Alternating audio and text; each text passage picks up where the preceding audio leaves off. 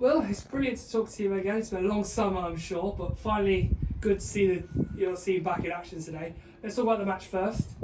Ended a draw, but plenty to be pleased about, I'm sure. Yeah, I think first half we dominated the ball and were, good in possession. I thought second half the game broke up and number of cheap fouls, I suppose, if I can put it that way, in or around the edge of the box, and Millwall just bombarded the box with the ball. And every time there was a break in play, it just went long. And that's not a criticism of Millwall. That was their game plan, and it worked effectively for them to get the draw. We certainly found it a lot more difficult second half than we did first half, but overall we battled and we competed, and we've got a young squad, and that physicality isn't easy for them, and so to come away with a 2-2 we're very pleased with, but know that we have a lot to work on. In terms of obviously the goal scorers today, both of them debutants in Chloe Fowler and Clary McKenzie, who are both your acquisitions. But how impressed were you, not just with them, but with all of the other newcomers who made a difference to the squad quite immediately? Yeah, as you know, we've recruited sort of 12 new players over the summer and worked really hard. Have a really tough pre-season against higher tier opposition week in, week out. A number of which were tier 4, tier 3 sides. So it's given us good preparation, but it's going to take time for them to gel. It's no different to Matt with the first team. There's a men's first team. There's a number of players he's brought in, and it will just take a little bit of time for us to get used to each other. But there were glimpses of how we can play, but there's also huge glimpses of the quality which we've brought in, and Kai and Chloe are but two of a number of players which we believe will strengthen the side going forwards.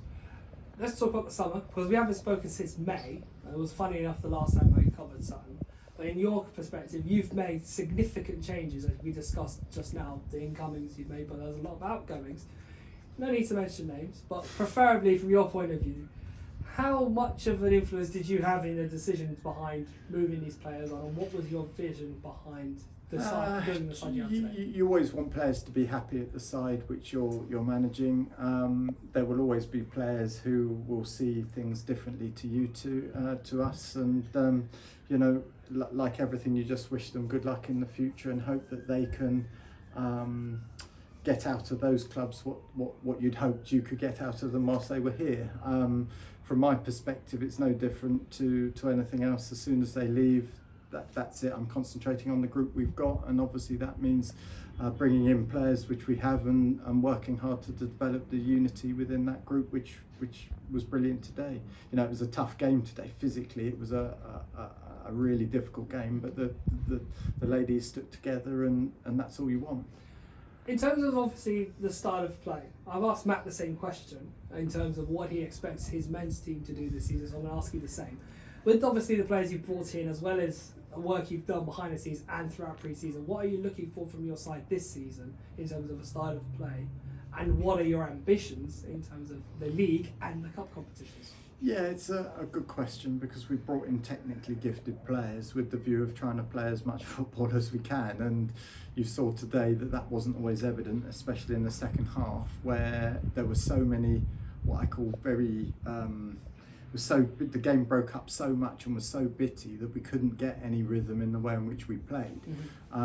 Whether that was part of the game plan for Millwall, I don't know, but certainly we felt in the first half we had more continuity, more rhythm, because we had the ball more, and as I say, with technically gifted players, that's what we'll look to do. Now, you know what it's like in the second half, we had to go slightly longer, because obviously with the high press which Millwall had, it meant that space was difficult to play through, and it was difficult to break the block. But it just meant every now and then we had to miss out that pressure and go slightly longer. Whether that will be the same next week will determine how Ebbsfleet set themselves up and what they're doing. But certainly, the idea at home on this pitch is to try and keep the ball on the pitch for as long as we can. Yes, and the latter, the league this season, the cup competitions. Of course, last season didn't end as well as you'd have liked them, with 3 straight defeats. Of course, today ended that particular run.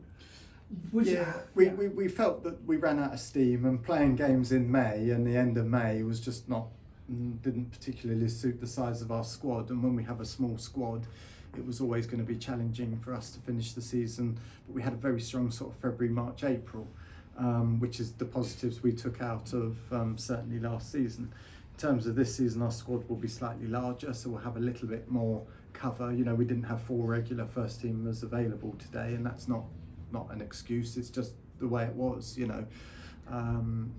It was a strange one because we were slightly it was interesting how some sides within the division were allowed to postpone their fixtures and we weren't, and I don't know what the understanding or the decision making process was behind that, but it certainly didn't suit us with having 4 players away.